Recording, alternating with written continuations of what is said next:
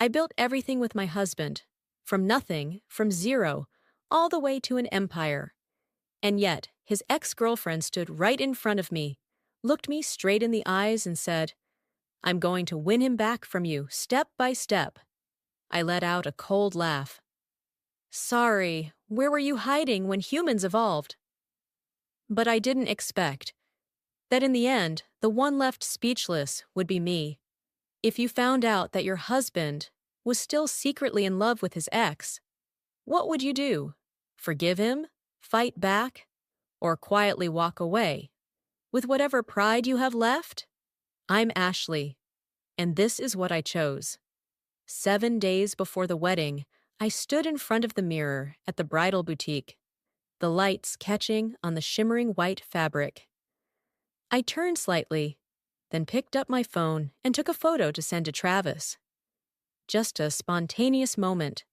I wanted him to see me, to see us, before the big day. But my finger slipped and I opened Instagram. And that's when I saw it. The photo popped up. Travis's hand, the same hand I'd held hundreds of times, was tightly intertwined with his ex's. The caption had just 2 words. Still in love. 3 minutes after she posted it, Travis had replied, "I want to keep loving you." Those words stabbed into my eyes like sharp needles, brutal and unforgiving. I stared at the screen, fingers gripping the phone so tightly my knuckles turned white. What a romantic reunion announcement. Except, of course, I was supposed to be his fiancé. The boutique clerk, a young girl with her hair tied up high, tilted her head and looked at me. "Ashley, is everything okay, honey?" Her voice was gentle, but I could hear the concern. I looked up and caught my reflection in the mirror. Pure white wedding dress, custom made in exactly the style I loved. I forced a smile, lips pressed together to hold something in. It might have been a scream, might have been tears. "Just a personal matter," I said, my voice hoarse, like my throat had forgotten how to make sound. I stepped into the hallway, heels clicking against the tile, each step counting down to an explosion. I called Travis, fingers trembling as I tapped his number. 1 ring, 2 rings, then nothing. A buzz followed. A message popped up. In a meeting. I stared at the text, feeling like someone had slapped me across the face. A meeting, right. He'd said he was on a business trip, a very important project he had to handle himself. Thinking back now, I almost wanted to laugh. It must have been important indeed, important enough for him to roll around in some luxury hotel bed with his ex. An hour later, the phone vibrated. Travis's name lit up the screen, and my stomach twisted. I picked up but said nothing. Just listened. His voice came through, gentle and sweet, the same way he always spoke when calling from the office. "Ashley, what's wrong?" No worry. No suspicion. Just his usual tone. From that alone, I knew. He had no idea I'd already found out about him and his ex. 7 years. Travis and I had been together for 7 years, since I was 21. Just out of college, my eyes still glowing with naive dreams. He was 3 years older, already working, had just branched out to start his own company. It was a fledgling company, lacking people, lacking experience. I walked in like an intern, clueless, easily swept away by promises. Travis painted me a future, not just a job, but a whole life. He talked about big projects, dazzling success, the days we'd stand atop New York together. And I believed him. I drank until I threw up at client parties, pulled all-nighters chasing deadlines, even turned down higher-paying offers from other companies just because I felt loyal to him. From an intern, I climbed to the position of director, step by step, through sweat and tears. Our relationship began after a night of drinking 2 years ago. A company party, dim lights, red wine swirling in glasses. I don't remember exactly what happened, just that when I woke up the next morning, Travis was lying next to me, his hair a mess, sunlight pouring through the curtain onto his face. "Ashley, I love you," he said, voice raspy, eyes glowing, like he'd just discovered the truth of the universe. I don't remember how I felt. Maybe happy, maybe overwhelmed, because I'd had feelings for him in silence for 3 years already. Falling for Travis was easy. He had the kind of face that made your heart tilt at first glance. Deep eyes, a smile that was both gentle and dangerous, like he knew every secret in the world and was ready to share them with you. We'd gone through some of the craziest days together. Sleepless nights working on projects, watching the New York sunrise from our office window, the city lights sparkling like promises. We drank with clients until we collapsed on the floor, staring at the stars, laughing so hard it felt like nothing else in the world mattered. We were underestimated, mocked, told we wouldn't make it, but Travis always made me believe we were unstoppable. One night, after drinking with clients till dawn, we passed by Times Square. He told the driver to stop, pulled me down to lie in the middle of the square, surrounded by neon lights and rushing strangers. The alcohol still lingered, his voice hoarse. "Ashley, one day I'll move our company headquarters here." I burst out laughing, my head resting on his shoulder, our breaths blending in the cold air. "Come on, you're already dreaming and you haven't even gone to sleep yet." Times Square, where land costs $3,000 per square foot, was a madman's dream. But Travis turned his head, looked at me, his eyes reflecting the whole night sky. "By the way," he said, lips curling into a smirk, "I'll buy you a big apartment here too, as a reward for always staying by my side." I looked at him, heart pounding, not because of the promise, but because of the way he said it, so sincere, like the whole world only had room for him and me. That moment, I knew. I was truly in love with him. That night we were together was also the grand opening party of the new branch. At that point, he had actually moved the company headquarters to Times Square, and he had also bought me a large apartment there. That evening, neon lights lit up the whole sky. Red wine swirled in glasses. Travis put his arm around me in front of hundreds of employees, his voice rising through the applause. "If it weren't for Ashley, there would be no company of this scale today, and I wouldn't be who I am now. Let's raise a glass to Ashley." Those words, dramatic as they were true.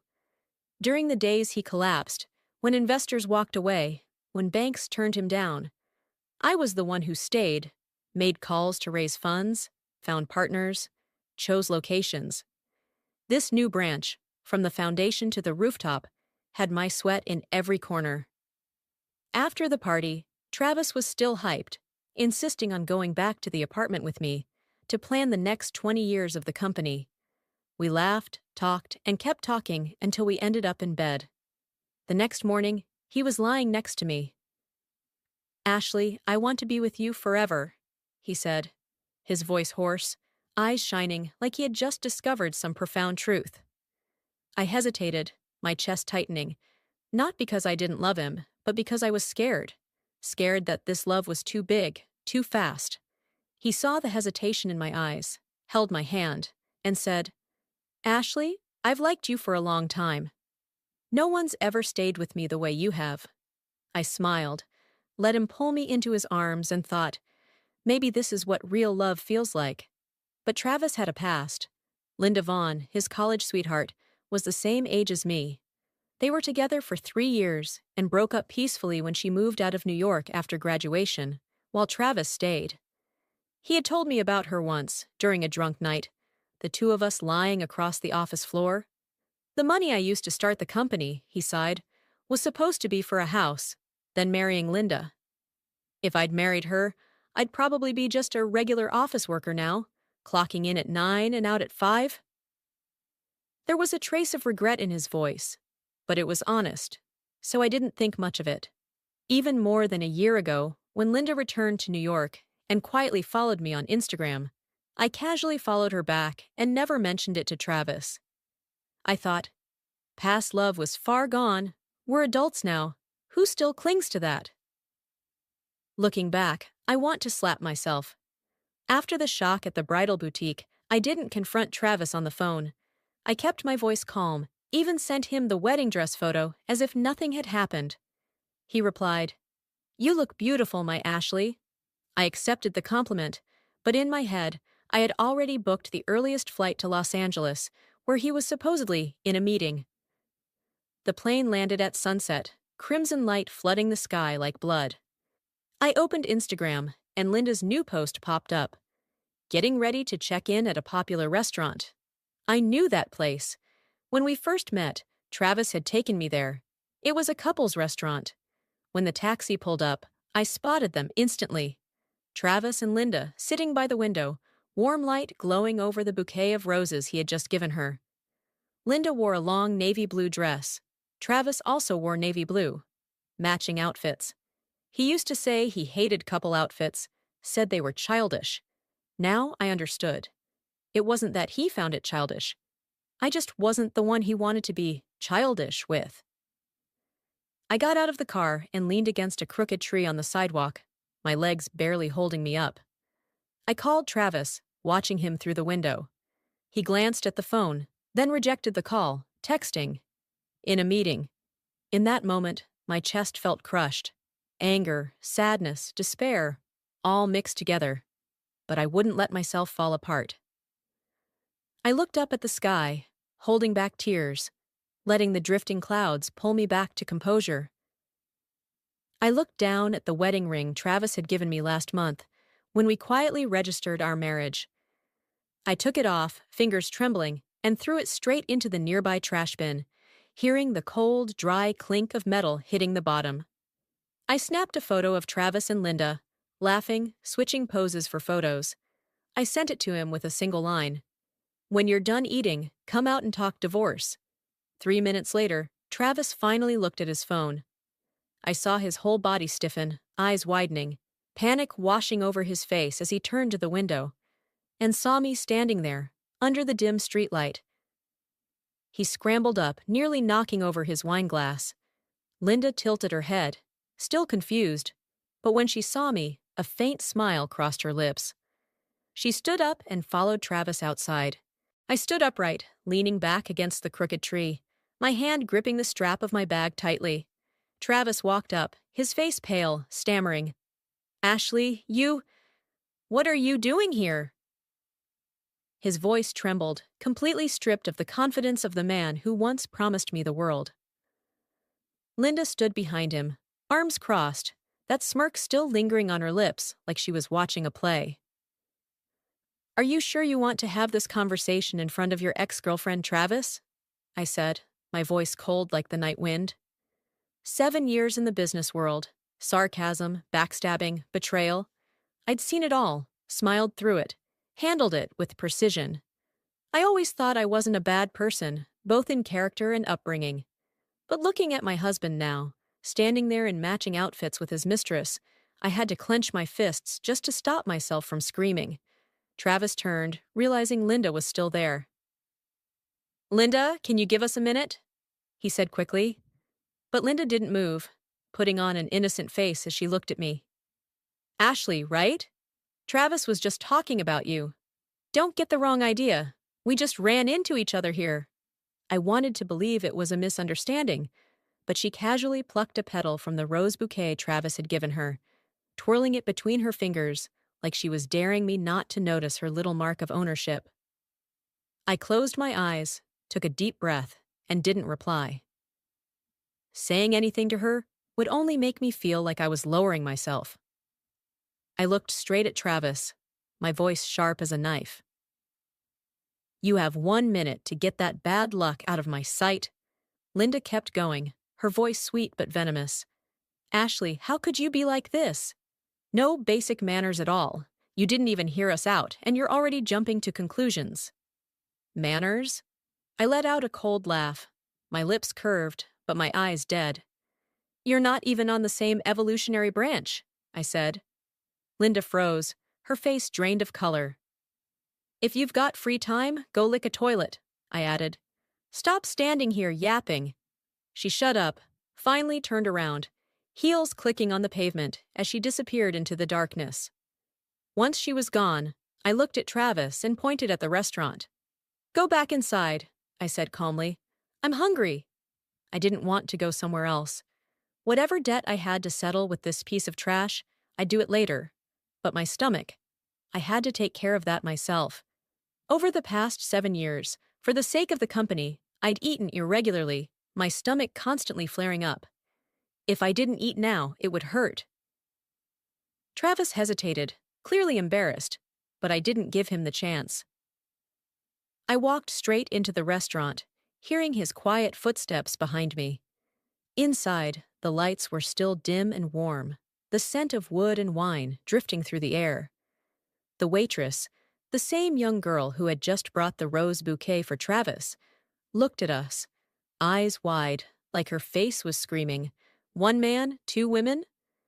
She brought out another bouquet, setting it in front of me, part of the restaurant's policy for female guests. I took the flowers, looked at Travis, then scooped a spoonful of soup into my mouth. "This," I said, holding up the bouquet, "still needed?" Travis stayed silent, eyes downcast, hands gripping the edge of the table. After a long pause, he finally spoke. "Ashley." I cut him off immediately, voice cold.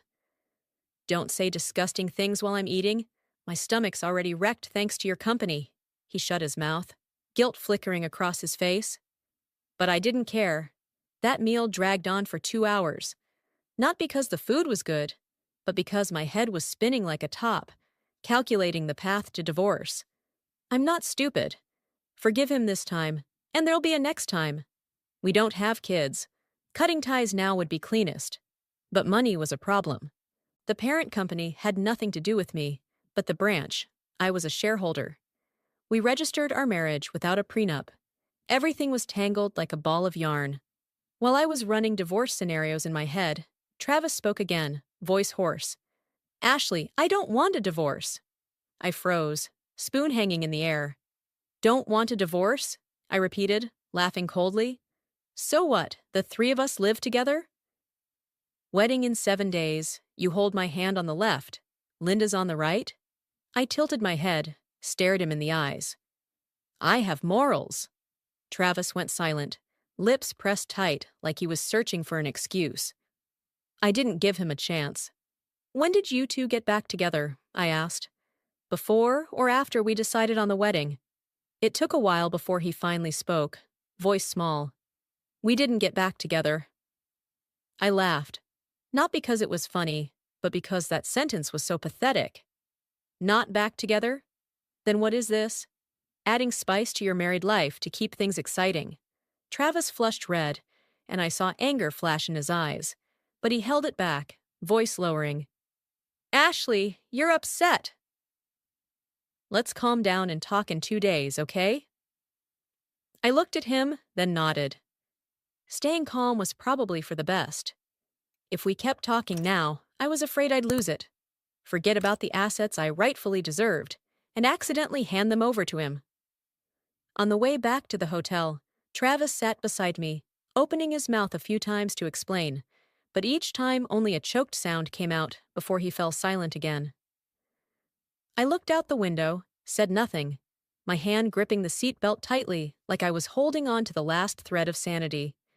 When we got to the hotel, he tried to follow me into the room. I stopped, turned around, looked him straight in the eye. "Travis, you've known me for 7 years, right? Do you think I'd chew the same piece of gum someone else has used?" He froze, then finally snapped. "Ashley, do you have to be so harsh?" I smiled, a smile without warmth. "That's where Linda beats me, really. She doesn't even have to try. Just a sweet little wave, and you're running after her like a dog, tossing away all your pride." "Me? After all these years working for the company, is there any vicious thing I haven't said?" Travis lowered his head, voice softening. "I'm sorry, Ashley." I didn't respond. I just turned and slammed the door in his face. The moment it closed, the tears I'd been holding back all evening finally came pouring out. I sank to the floor, back against the cold door, my mind replaying everything like a slow-motion film.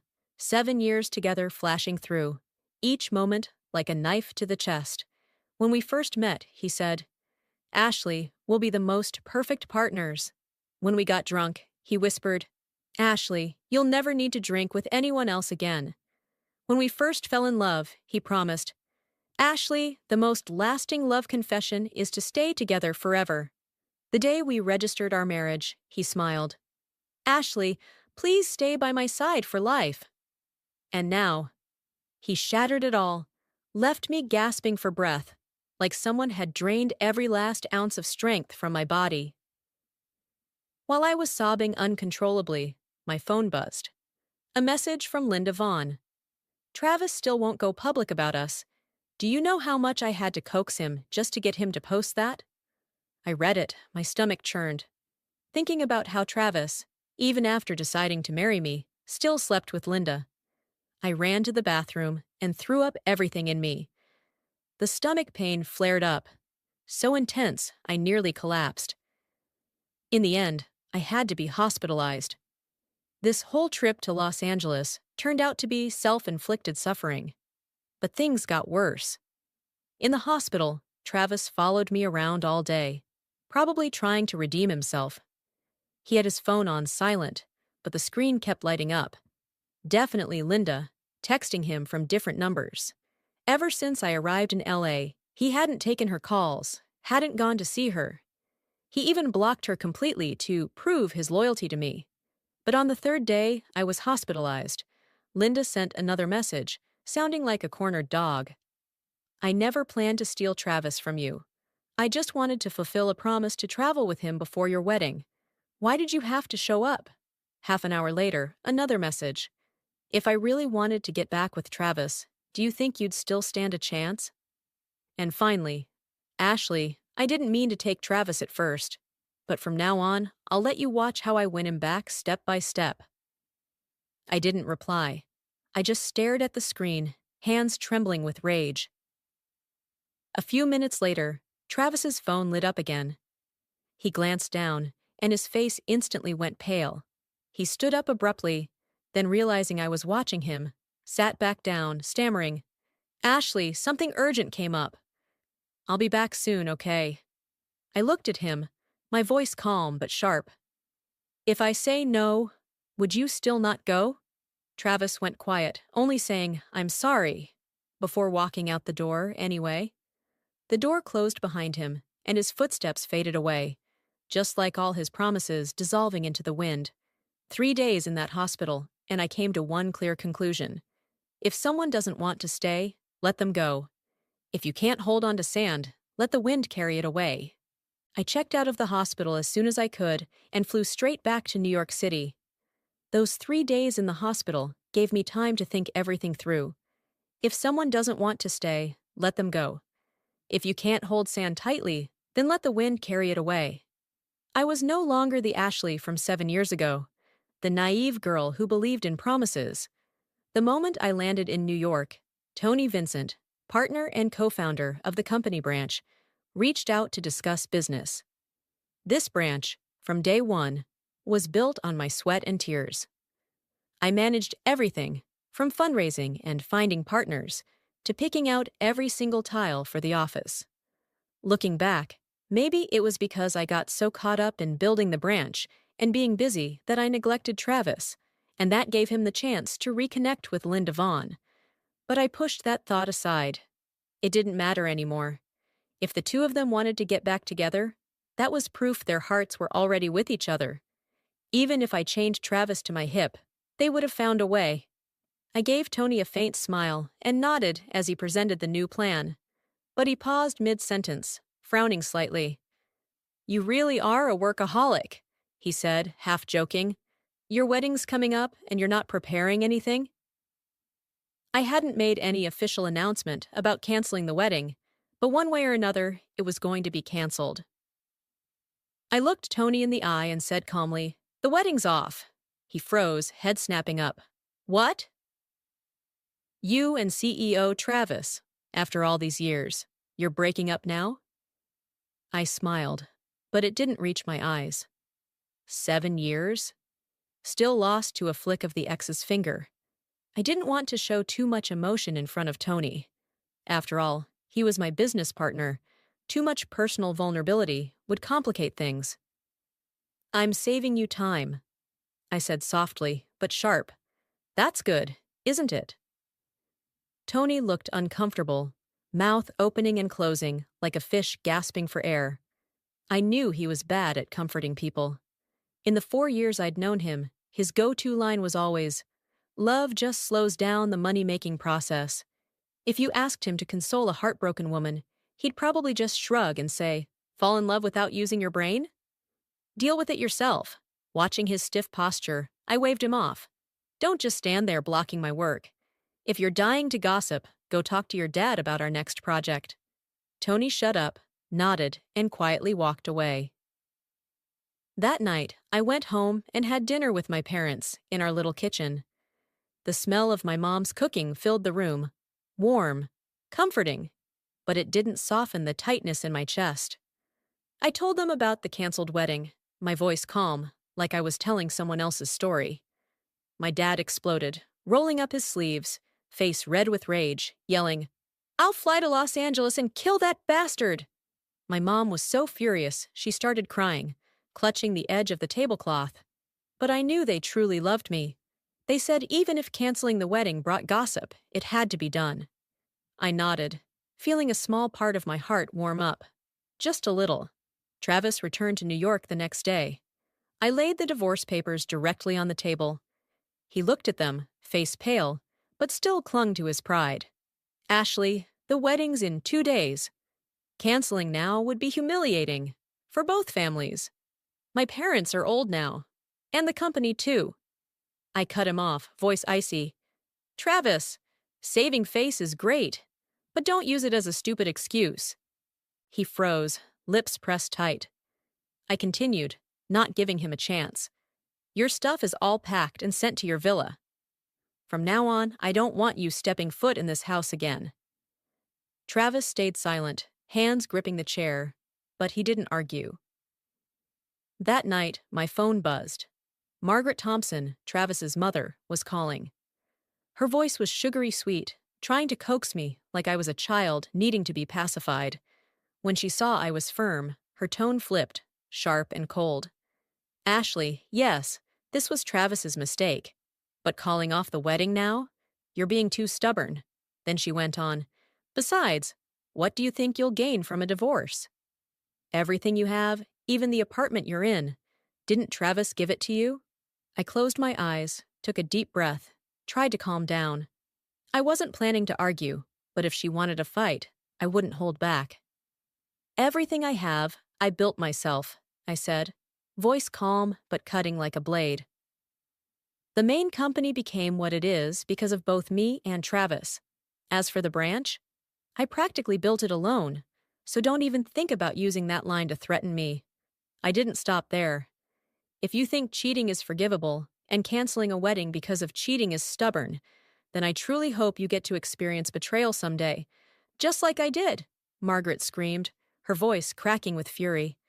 "I never agreed to him marrying you in the first place, and now you're pulling this stunt."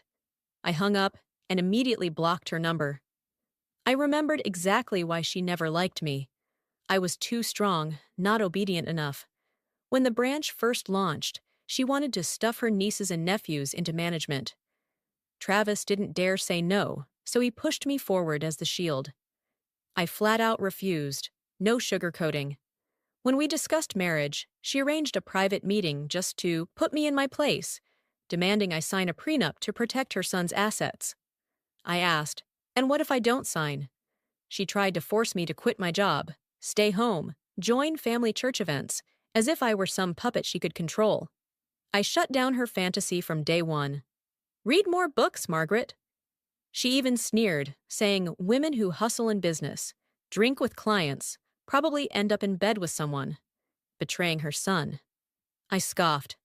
"What century do you live in?" She told Travis I cursed her. I asked him, "You really think I'd insult your mother before even marrying into your family? You think I'm brain dead?" Travis got it, and after we registered our marriage, we stayed in my apartment, not with her. Not because he stood up for me, but because he was afraid to be stuck in the middle. Or maybe he knew that even 10 Margarets couldn't handle me. I used to think I could separate from Travis peacefully, no mudslinging. But now, seeing the way he clung to avoiding the divorce, and the way she fought tooth and nail to protect him, I realized I never really knew Travis. Or more accurately, I never saw who he truly was. I only saw what I wanted to believe.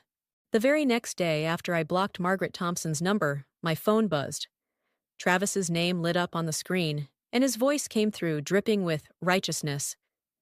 Ashley, you should give up your shares in the branch. And the Times Square apartment I gave you, you should return that too. He paused, then added, like he was doing me a favor. As long as you don't go through with the divorce, and we still have the wedding as planned, we can discuss these things. I sat down, gripping the edge of the table so hard, it felt like the blood in my body had stopped flowing. I got it now. He didn't want a divorce, because it would shake the company. Because the branch, the one I built from the ground up, was his trump card. Besides the initial capital, Travis hadn't put in much. Even the plan for the second branch had been led by me. He didn't want to lose a right-hand asset like me. But those words, was he still dreaming? Or did he really think I was the same naive girl from 7 years ago? So what you're saying is, I should go cheat too, to make things even? I asked, my voice cold as ice. Travis went silent, his breath heavy on the line.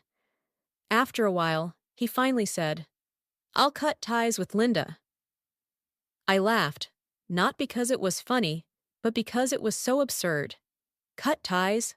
Just days ago, he left me in a hospital to go running to Linda because of her emotional breakdown.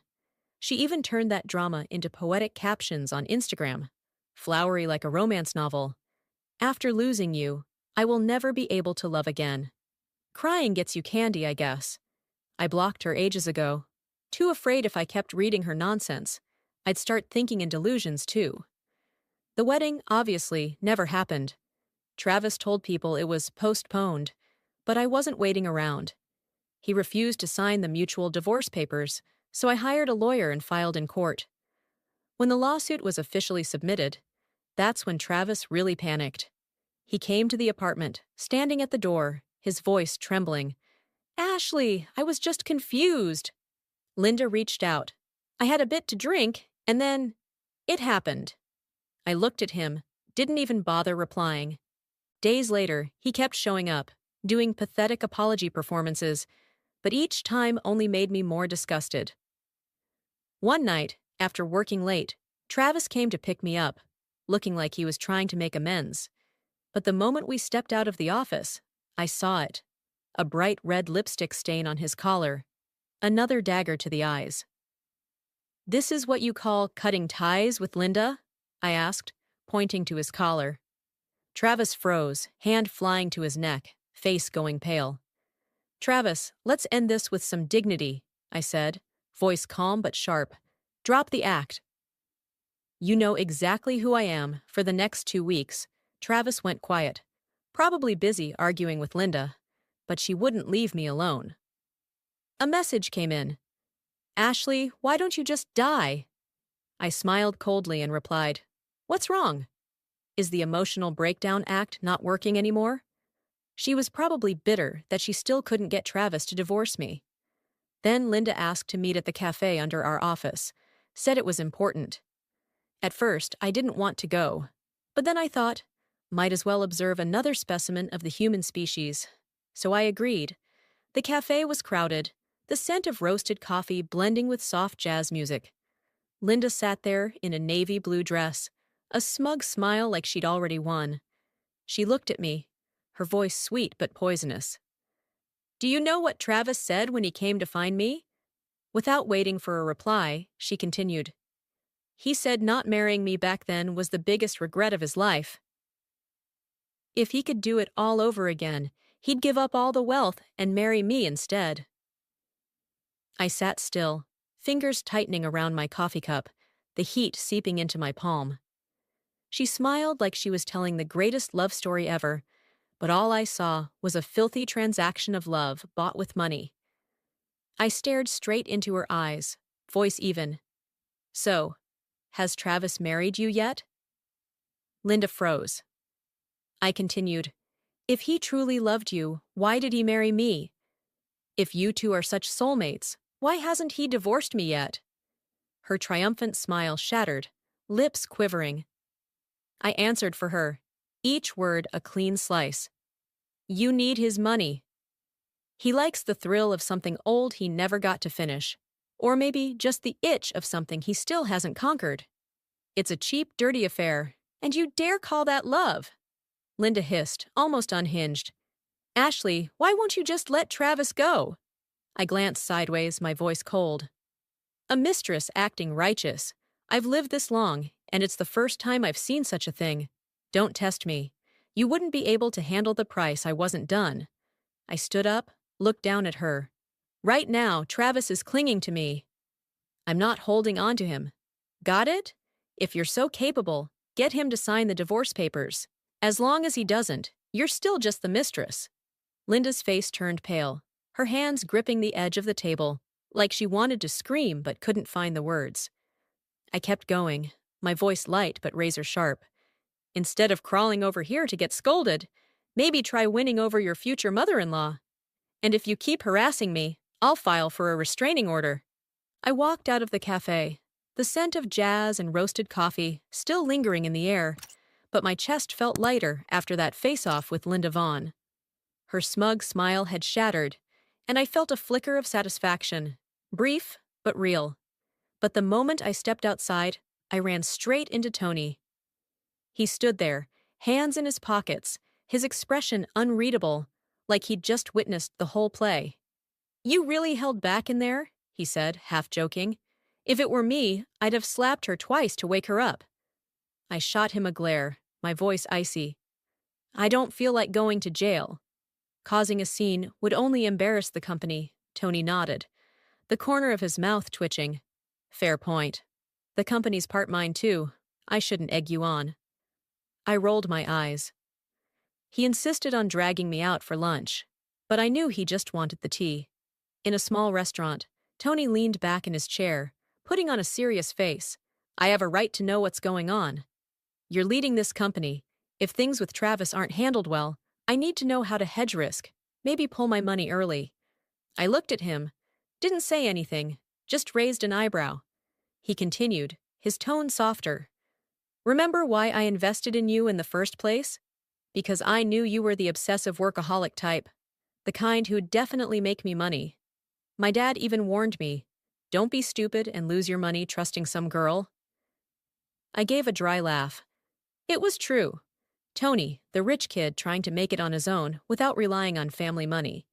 To get him to invest, I had to endure 3 rounds of drinking and talk myself hoarse before he finally agreed. For over a month, I'd kept everything between me, Travis, and Linda to myself. But today, with Tony pressing so hard, I spilled it all. From discovering Travis's affair, to Linda's whole mental breakdown stunt, to Travis's lovely piece of wisdom. In this industry, plenty of men have mistresses. Marriage is just a formality. Everyone lives their own life. After hearing it all, Tony let out a bitter laugh, a flicker of disdain in his eyes. Love really does rot the brain. Travis pulled this crap. Does he even qualify as human? I shrugged. No response needed. It was clear as day. If Travis had even a shred of decency left, he'd have signed the divorce papers long ago instead of trying to blackmail me out of my assets. Tony looked at me, noticing my face tighten, and added, Don't let him fool you. Yeah, there's a lot of trash in this industry, but there are still decent men out there. I nodded without a word, sipping water, trying to mask the ache tightening in my chest. The collapse between me and Travis, even though we didn't announce the reason for canceling the wedding, still shook the company. In just over a month, 3 of the parent company's major contracts expired and couldn't be renewed. I was the one who had originally negotiated those deals. Partners were spooked by the divorce talk, worried the company was unstable, and started backing off. Business people are always calculating. So of course Travis showed up again, standing outside my office door, voice full of blame. Ashley, even if we're getting divorced, you don't have to sabotage the company. It used to be your passion too. I looked at him, stunned into laughter.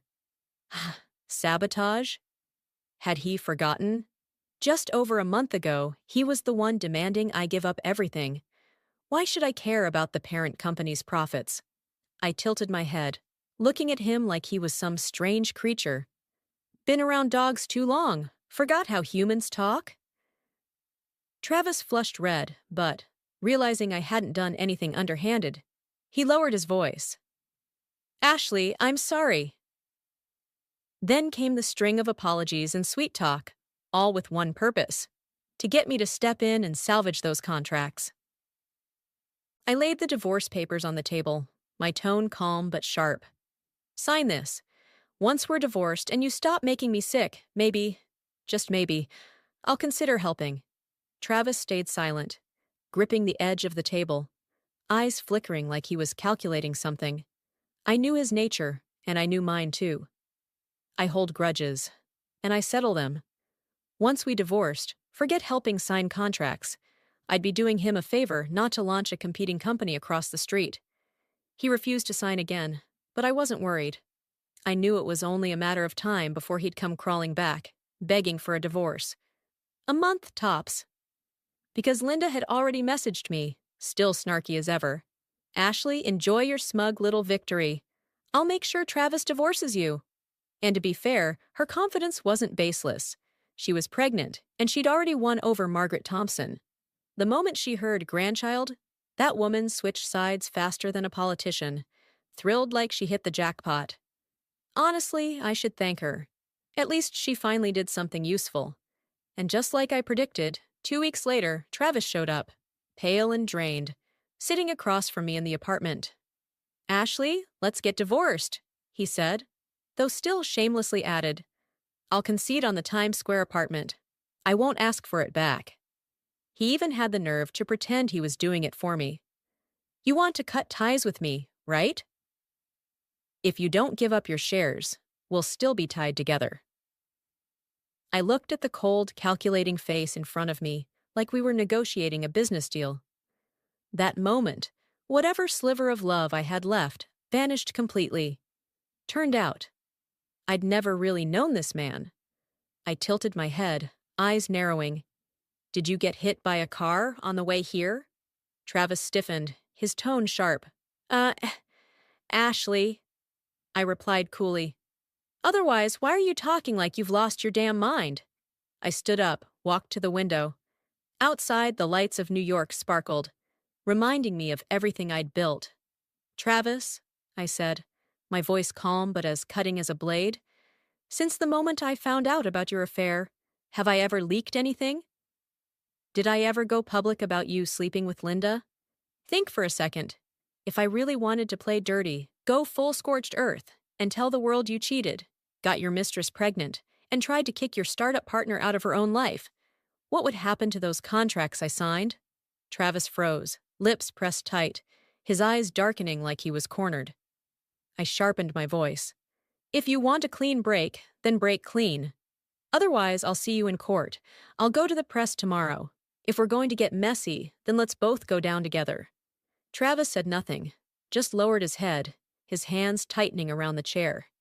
He was probably stunned. I bet he didn't know I'd already found out Linda was pregnant.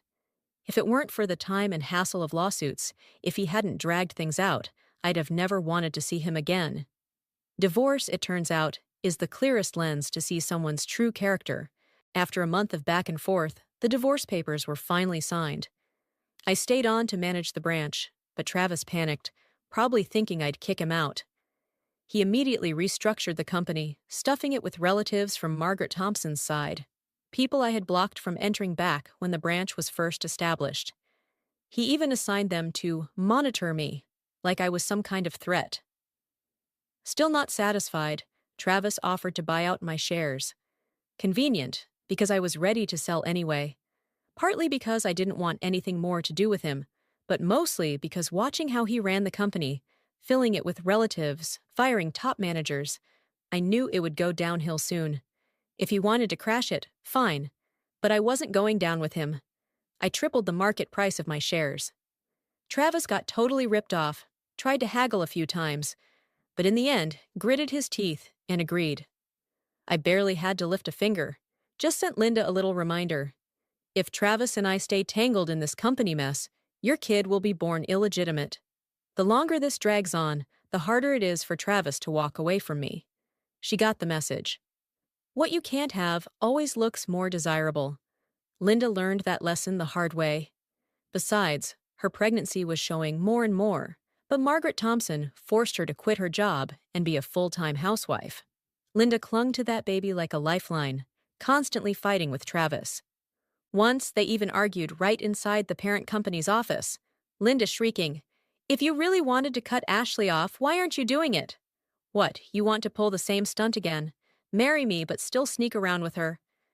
Travis snapped back, "I married you already. Can you stop being irrational?"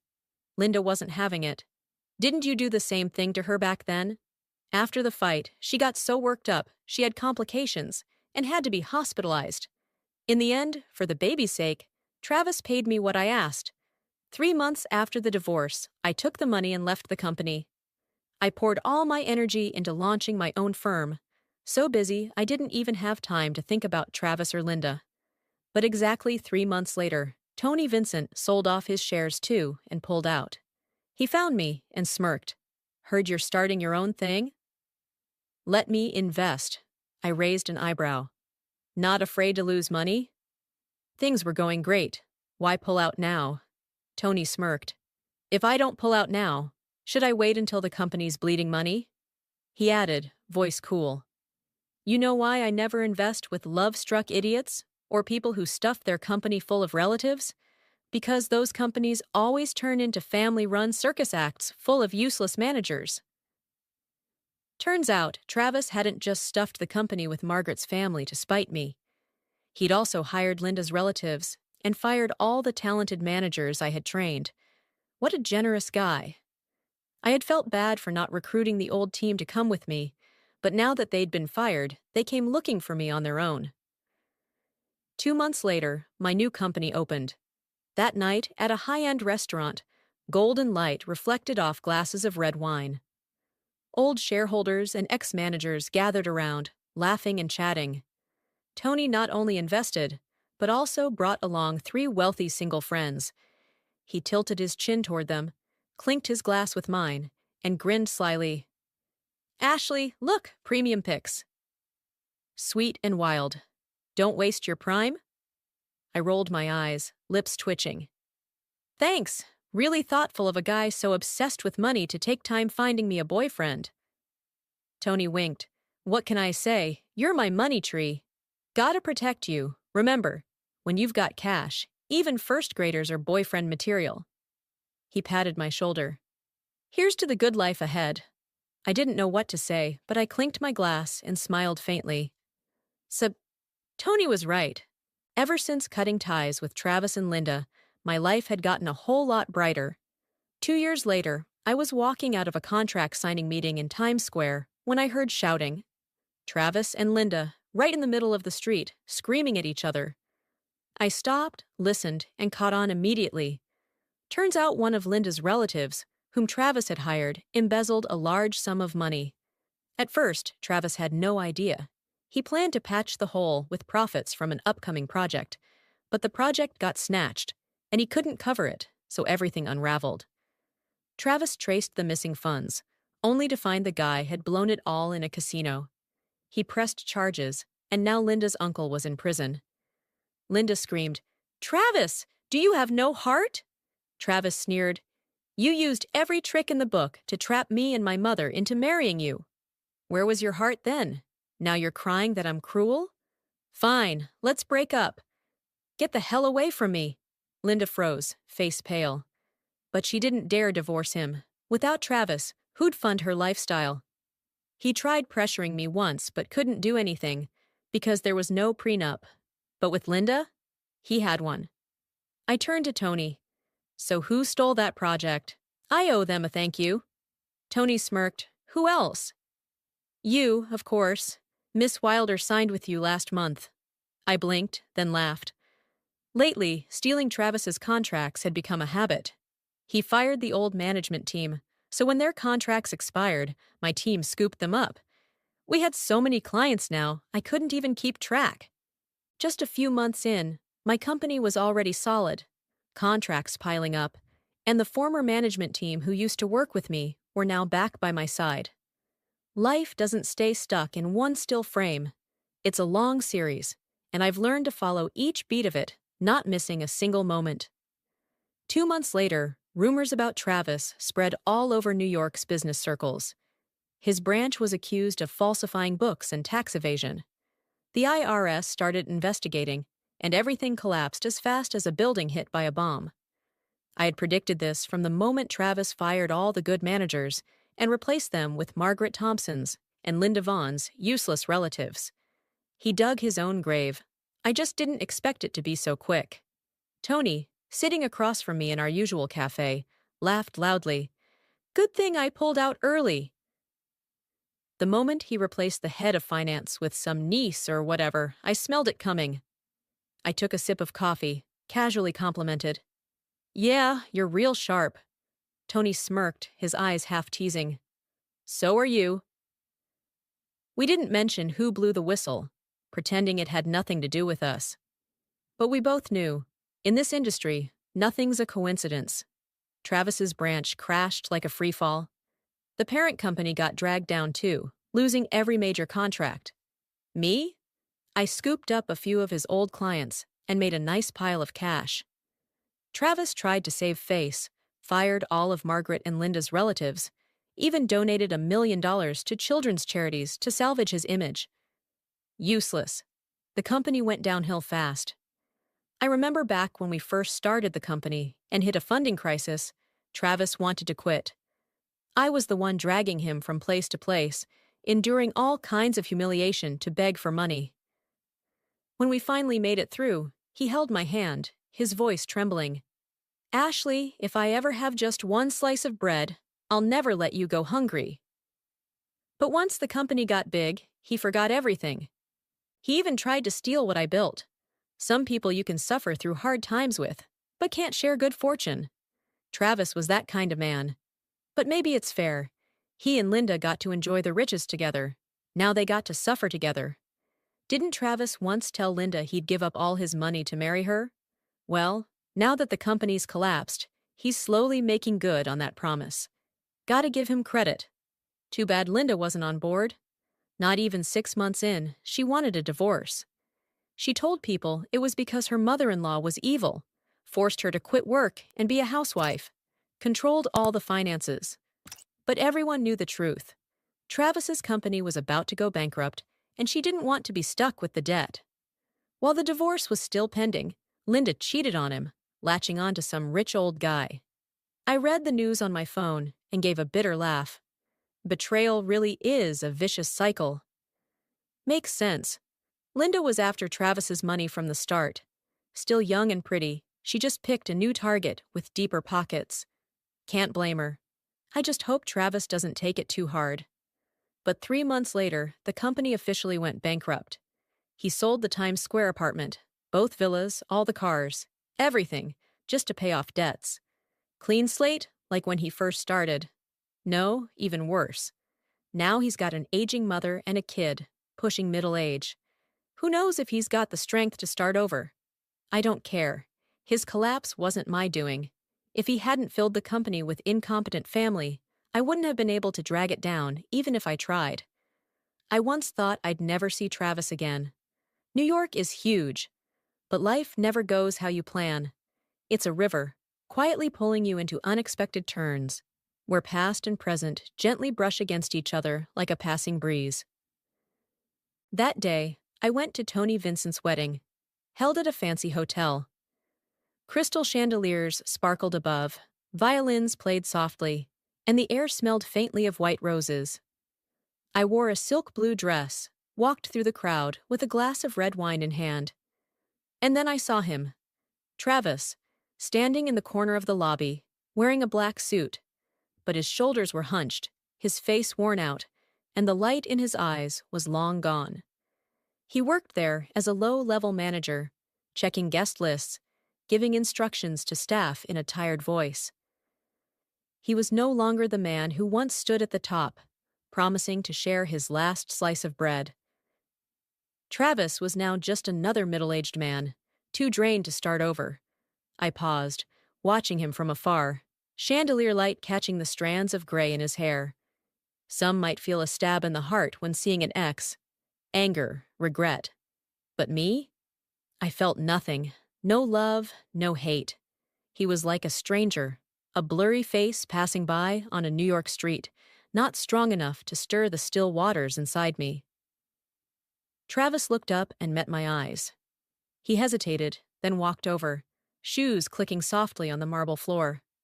"Ashley," he said, voice raspy, like carrying a lifetime of regret.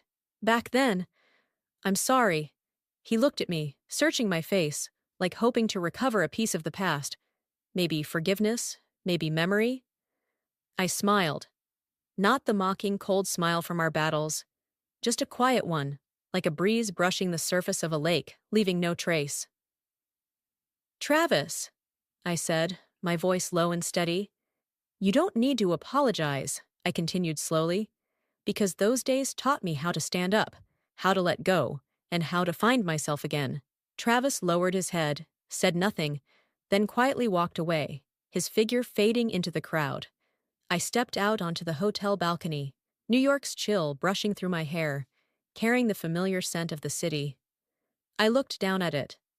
7 years ago, I stood under these same lights, dreaming of a future with Travis. But now, I stood here no longer that naive girl who believed in promises. I am Ashley, the woman who built a company from ashes, who turned wounds into strength. If you've ever walked through betrayal, silence, or pain no one else saw. And that wraps up today's story. Now we want to hear from you. Where are you watching from? Drop your city or country in the comments, and let's see how far these stories reach. If this story moved you or gave you chills, give it a like, share, and subscribe for more powerful stories. One last thing, rate the story from 1 to 10 in the comments. Your feedback helps us bring you even better ones next time. Thanks for watching. We appreciate you being part of this storytelling journey.